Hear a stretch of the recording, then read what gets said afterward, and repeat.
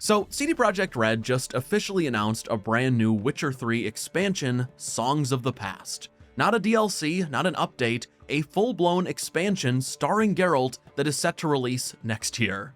Now, apparently the plan was to announce this during a live stream celebrating the anniversary of Blood and Wine, but CDPR themselves accidentally revealed the name of the expansion in their PC launcher, so apparently they just said screw it and revealed everything early, which works for me.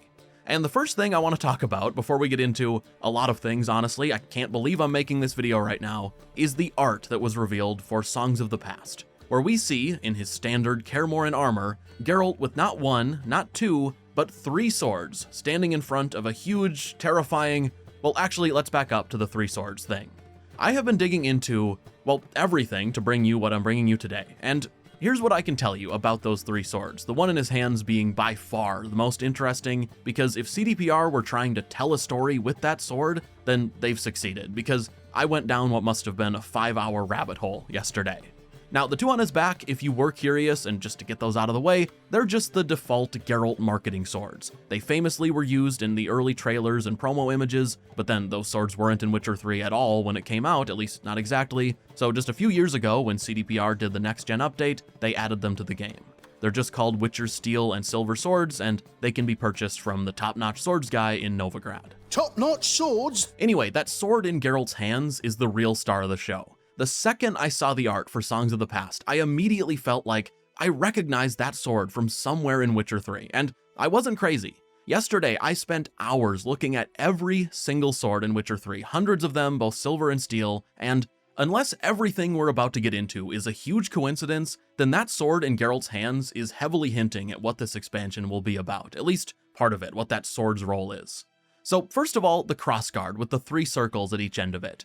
That is directly from Witcher 3, and which swords use it? Well, 2 in total, both silver, one called Hav-Karen and another called Meltith. And what do those 2 swords have in common? Well, they're both elven, and if you look closely, what do you notice about the Meltith sword specifically? Well, that one also has the same exact pommel, the flower, that can be seen in the sword Geralt is holding in the Songs of the Past key art. It's unmistakably the same, and that pommel is also used by multiple other elven swords in Witcher 3. It's clearly meant to be an elven sword Geralt is holding. In fact, there are like 5 other swords in Witcher 3, every single one of them elven, if you wanted more proof, that has a modified version of that same crossguard with the 3 circles at each end. But anyway, I find the elf connection so interesting because one of the big rumors about this expansion, and this one came straight out of Poland, quite frankly, the leaks out of Poland have been the only ones worth listening to, the only ones that have proven to be true, but one rumor I've continued to hear is that this new expansion will take place in Cidaris. And if you don't know, Cidaris is a small kingdom directly connecting to, and to the west of, Velen, which of course is where much of Witcher 3 takes place. And I find the Cidaris rumor, which by the way long predates the official announcement of this expansion, I find it so interesting because Cidaris was built on the ruins of an elvish city. And also, it directly connects to something else that we will talk about in a little bit. I won't speculate much further on the elf connection right this second, but I will say that elven sword Geralt is holding really got me thinking. And speaking of it, speaking of the sword, let's go back to it because something else I realized yesterday while digging through, well, everything, was that this isn't the first time we've seen that sword. Yes, we've seen the elven components of it in Witcher 3, and hell, the scabbard Geralt is holding is almost identical to Ciri's scabbard, although, to be fair, Witcher 3 only has a few different scabbards that are reused all over the place, and it's not an exact match anyway. The metal portion at the top is different from Ciri's, from both her scabbard in Witcher 3 and in the Witcher 4 footage we have. But anyway, what I was getting to was that just 3 weeks ago, CDPR kind of randomly put out a post wishing everyone a happy Beltane. Which, if you don't know, Beltane is an elvish holiday, there the elves are again, signifying the 5th elvish month. It's a celebration that humans in the Witcher world then adopted, and CDPR's post a few weeks ago was accompanied by some brand new artwork of Geralt and Dandelion. Geralt in the corner brooding as per usual if we're talking about book Geralt, and Dandelion playing a song for people celebrating. Why does this matter? Well, in the bottom left corner you can see, very clearly, the same exact sword from the expansion announcement lying next to Geralt in the grass. And if you look in the background of the artwork, framed just between Geralt's face and the tree Dandelion is leaning up against, you can see what looks to be a hand hanging down. A hand that is almost identical to the tree monster's hand that we see in the Songs of the Past expansion art. This, in my opinion, cannot be a coincidence. That Beltane tweet was only 3 weeks ago. In the artwork, Geralt and Dandelion are in the woods with Dandelion playing a song as a fire burns, and then yesterday we get this announcement for a DLC called Songs of the Past, with Geralt holding the same sword from the Beltane artwork as a tree monster looms behind him and sparks fly from the lower left-hand corner. I mean, maybe I sound like a conspiracy theorist right now. Okay, this is future me interrupting. As I was editing this exact part of the video, CDPR ended up doing that Blood and Wine livestream celebrating its anniversary. And while they didn't talk about Songs of the Past hardly at all, it was a Blood and Wine livestream after all, what they did confirm was that the Beltane artwork does indeed connect to the new expansion. They said that outright, although they didn't give any hints as to what the connections actually were. They were super tight-lipped when it came to the story of Songs of the Past. Also, not that there was any doubt, but they did also say that the sword Geralt is holding, the one we've been picking apart for details, they did say it is very important to this expansion. So yes, Geralt is holding a sword. It is a very important sword for the story, and you will get to know it once the game is out, so just, you know, few more streams before that when you guys reveal it. Okay, so let's talk about that tree monster behind Geralt. My first thought, like I'm sure many of yours, was that it sort of resembles a Leshen, at least in that there's a tree component to the monster, but honestly, in my opinion, that's where the similarities begin and end. We've seen multiple Leshens in the Witcher games, and they look almost nothing like the monster behind Geralt, although CDPR could easily say it's just special, a rare hybrid or whatever, and that would explain it if it does turn out to be a Leshen. However, what I also think is worth mentioning is that in the books, Tower of the Swallow specifically, Geralt runs into a different type of tree monster. It's described as resembling a huge oak tree so clearly that Geralt thinks it might actually have been one originally before being mutated. And it's also described as having a huge gaping hole in the center of it that Geralt suspected was used for eating its victims.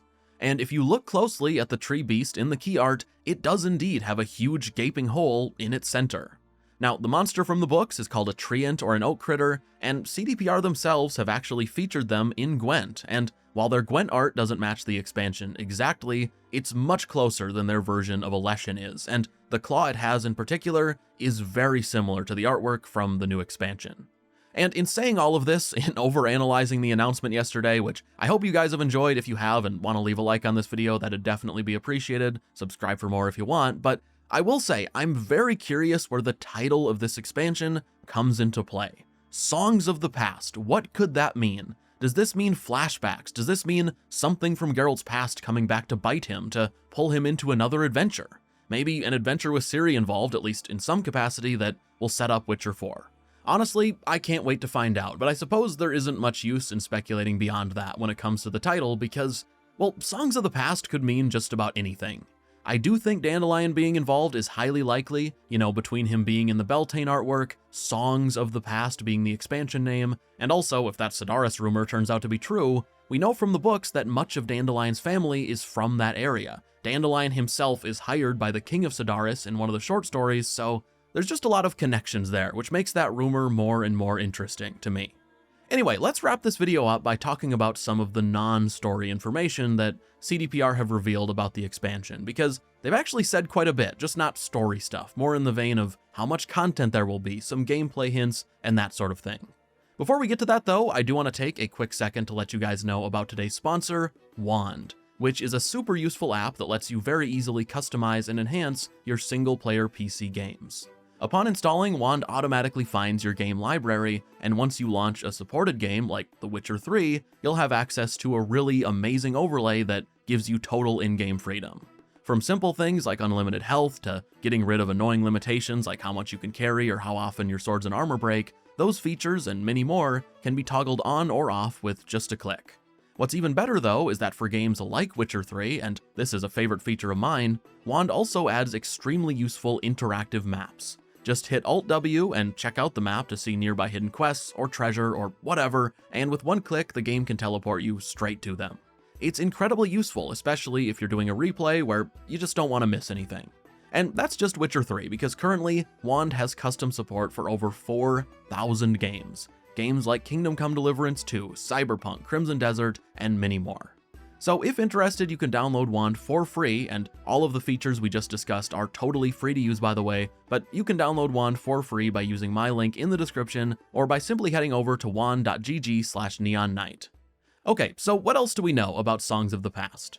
Well, just so you're aware, starting at this point in the video, I have watched that Blood and Wine livestream. Everything before this was written and recorded before that happened, other than my little interruption, which I bring up because, well, during that Blood and Wine livestream, one of the other things CDPR confirmed was that Songs of the Past will be similar in size to Blood and Wine. How big the Songs of the Past? Okay, so Songs of the Past will be aligned with what you're familiar with Blood and Wine, and what you've come to experience and expect from us when we do our expansions. So it's expansion pack. It's an expansion. Let's be clear. Now, it has to be said, it's very hard to imagine an expansion that they're advertising as Blood and Wine sized, not having a new map to explore. I mean, the whole reason I had to rewrite this last little section of the video was because of that comparison, the Blood and Wine comparison.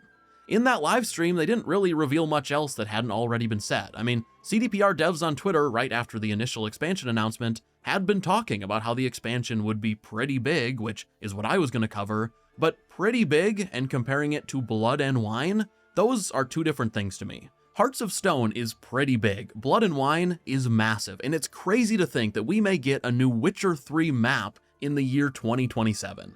That's not 100% confirmed, of course, but I mean, would they say it's Blood and Wine sized if it didn't have a new map? I don't think so. Plus, we also know from a recent CDPR earnings call that there are currently 190 people working on this expansion, between CDPR and Fool's Theory, the studio who are co-developing this expansion with CDPR. But anyway, between the two studios, 190 people. That's a ton. CDPR had 240 employees in total when Witcher 3 launched, and it makes the Blood and Wine comparison make a lot of sense. Anyway, the only other info from the livestream was that there will be new Gwent content in the new expansion, which I think was an easy expectation to have, and that's about it, I think. I guess they did also confirm that Songs of the Past will be featured at Gamescom, which takes place in August, so I'd assume we can expect a trailer then. Also, as one last thing, in that same earnings call I mentioned a minute ago, there was a small comment where CDPR did say that, to some extent, they do consider the new expansion to be a prelude to Witcher 4, which would make you think Ciri has to be involved in some way. Also, her and Yennefer's birthdays are both on Beltane, so maybe another connection there, but, well, I think I just need to wrap this video up or I'll end up releasing it a week late. I'm very excited if you can't tell. I apologize if I was a little too enthusiastic at points in this video, but I mean, a new expansion to one of the greatest games of all time, I almost can't believe it. That said, if you enjoyed this video, leave a like as it really helps get my content out there, subscribe for more coverage in the future. I'll actually have another video tomorrow, I think, on the Gothic remake, which I've been playing. But either way, thank you to my patrons, as always, for their support, thanks to you for watching, and that's all. See ya.